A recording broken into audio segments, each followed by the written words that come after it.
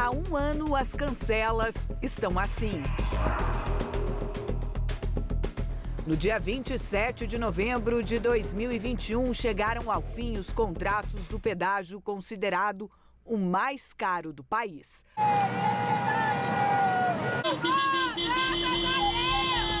Depois de 24 anos, acabou a cobrança em todas as praças dos 2.500 quilômetros do Anel de Integração.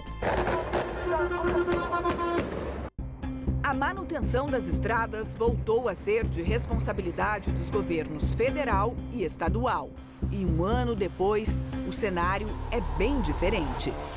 O caminhoneiro Valdecir que o diga, em um ano economizou R$20 mil em pedágio, mas teve prejuízo por causa das condições do asfalto. Hoje em dia já não está compensando mais. Eu já estourei o pneu do caminhão da minha esposa na estrada, que ela bateu em buraco, cortou o pneu zero. Hoje um pneu é R$2 mil. Durante o ano sem cobrança, o poder público não conseguiu manter as estradas nas mesmas condições. Não tínhamos essa expectativa financeira, nós não tínhamos como saber quando é que se nós teríamos ou não que assumir a rodovia. Tá? Então, na verdade, era para ter, no momento que acabou uma concessão, era para ter sido feita outra. Então, nós fomos pegos, de certa forma, de surpresa. Pela BR-376 passa boa parte da produção agrícola do Paraná. Nesse trecho urbano, em Ponta Grossa, os buracos obrigam os motoristas a desviar. E muitas vezes trazem prejuízo aos caminhoneiros. Você tem que estar atendendo na rodovia com os buracos, né? Aí, geralmente, você tem que sair para o acostamento ou segurar, né? Com o grande movimento na BR-277 em Guarapuava, os buracos no asfalto também aparecem. Um levantamento feito pelo setor produtivo mostra que as condições das estradas, aliada à demora no atendimento de emergências, diminui a velocidade média nas rodovias em 20%. Ou seja, uma viagem que demorava 1 hora, agora leva 1 hora e 15 minutos. A pessoa tem que andar com uma velocidade um pouquinho mais baixa porque tem medo de ter um buraco na estrada. Você tem, às vezes, um acidente que congestionou, então você fica preso no congestionamento. Então, se você tinha antes uma empresa que tinha 10 caminhões para fazer determinada rota, se você aumenta esse tempo de viagem em 20%, você precisa ter 2 caminhões a mais naquela mesma rota para fazer o mesmo serviço. E isso gera custo. O setor produtivo também analisou o tempo de espera por atendimento médico e socorro mecânico. Com o pedágio, as ambulâncias, em casos de acidente, chegavam, em média, em 7 minutos. Agora, a espera aumentou para 20 minutos e o tempo para desobstruir as rodovias mais que dobrou, segundo a Federação das Indústrias do Paraná. Para o gerente de assuntos estratégicos da FIEP, o grande problema está na manutenção. Nós passamos de uma manutenção preventiva que evitava o aparecimento de buracos na rodovia, né, ou até de deslizamento de encostas, como aconteceu na Serra do Mar, para ações corretivas, ou seja, depois que apareceu o buraco, você vai lá e tampa esse buraco. Depois que há um deslizamento, você vai lá e tenta desobstruir a estrada. Então isso gerou um custo maior para o setor produtivo como um todo. As consequências estão em uma das estradas mais movimentadas do estado, às vésperas da temporada de verão. O deslizamento de uma rocha em outubro na BR-277 mantém o trecho da Serra do Mar em meia pista até hoje. As obras para conter a encosta começaram só 2 meses depois que as pedras caíram. Nas estruturas do antigo pedágio, falta de cuidado e manutenção com o que agora é público. A imagem do abandono está onde funcionavam a praça de pesagem de caminhões, o centro de monitoramento, o serviço de atendimento ao usuário, as cabines de cobrança. A Justiça já determinou que a responsabilidade pelas estruturas nas rodovias federais é do DENIT, o Departamento Nacional de Infraestrutura de Transportes, que criou um plano de ação para a manutenção das praças. Mas o reflexo do vandalismo continua evidente. Nós, se tivéssemos feito guarda e vigilância, nós teríamos um custo gigantesco. Nós, na verdade, jogamos a favor da economia da União. É muito mais fácil reconstruir essas praças que infelizmente foram vandalizadas, do que a gente fazer a guarda e a vigilância. Depois de um ano de cancelas abertas, quem passa pelas estradas espera equilíbrio entre economia e segurança. Com um preço bem justo, eu acho que era certo ter o retorno de novo do pedágio. Desde quando o meu caminhão não quebre, desde quando ele não me dê manutenção, não tem o porquê não pagar.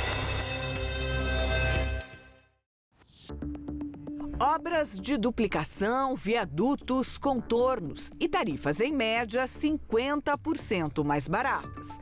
Essa era a expectativa inicial do novo modelo de pedágio do Paraná, apresentado em conjunto pelos governos federal e estadual em agosto do ano passado.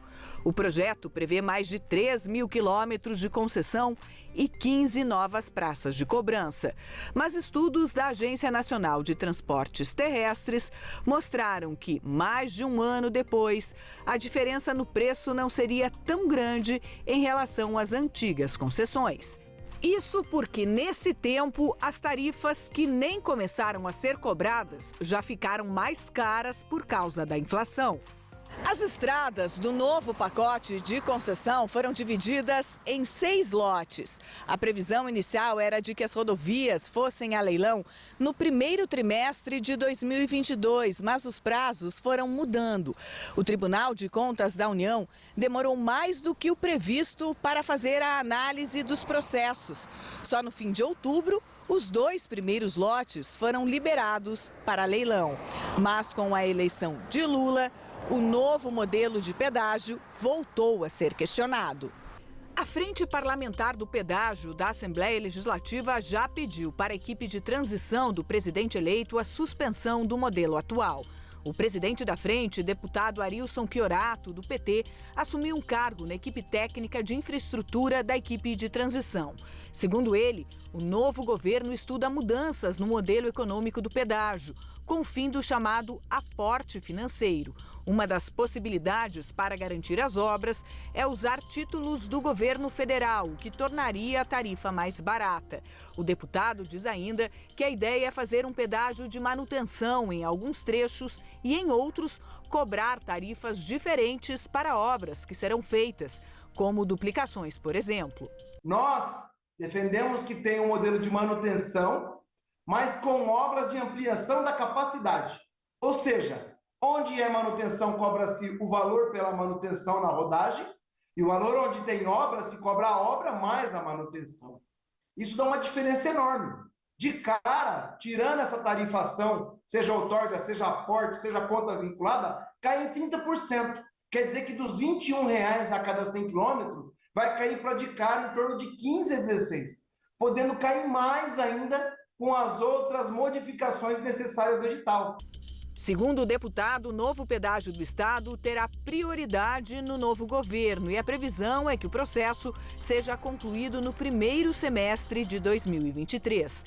O setor produtivo já fez reuniões técnicas com a equipe de transição e defende que as obras sejam mantidas na nova concessão.